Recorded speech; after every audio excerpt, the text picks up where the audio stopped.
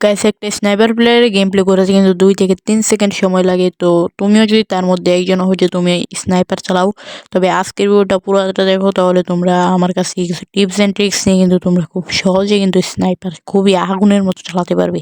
আমি জানি আমার ভিডিওতে 5টা থেকে 10টা লাইক আসবে, তো লাইকের দিকে না তাকিয়ে ভিডিওর দিকে তাকাও, কেননা ভিডিও কোনো খারাপ কোয়ালিটি অথবা খারাপ ভিডিও বানাইনি। তো ভিডিওর মেয়ে টিপস এন্ড ট্রিক্স দিচ্ছে হচ্ছে 4টা, তো 4টা তোমরা মন দিয়ে শোনো। প্রথম টিপসটা হচ্ছে তোমাদের টিমমেটটা যখন রাশ দিবে তখন তুমি তার টিমমেটের পিছনে পিছনে থাকো, কেননা তখন এনিমিরা যখন রাশ দিবে তখন তুমি তাদেরকে পিছন থেকে ব্যাকআপ দিবা।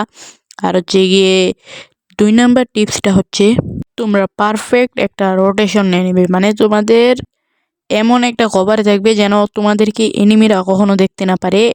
একটু গ্লিচ ফায়ার দেওয়ার চেষ্টা করবে, কেননা হচ্ছে তুমি যদি গ্লিচ ফায়ার না দাও তাহলে কিন্তু অন্য এনিমি এসে তোমাদেরকে মেরে চলে যাবে। অ্যান্ড থার্ড হচ্ছে গিয়ে তোমাদের ধৈর্য ধরো এবং হচ্ছে পারফেক্ট শট করো, কারণ হচ্ছে গিয়ে তোমরা যদি শুধু উড়াধুরা যদি তোমরা গুলি করতে থাকো, মানে করতে থাকো, তাহলে কিন্তু একটাও তোমাদের পারফেক্ট শট নাও হতে পারে। তাই তোমরা দেখে এবং পারফেক্ট দেখে একদম সামনাসামনি গিয়ে, মানে সামনাসামনি না আর কি, একটু পজিশন ধরবা, তারপর হচ্ছে গিয়ে একদম পারফেক্ট শট করবা। পারফেক্ট শট না করলে কিন্তু তোমাদের টিমমেটরা যখন রাশ দেবে তোমার অপর ভরসা রেখে, তখন কিন্তু তোমার জন্য তোমাদের ফুল স্কোরটাই মারা খাবে।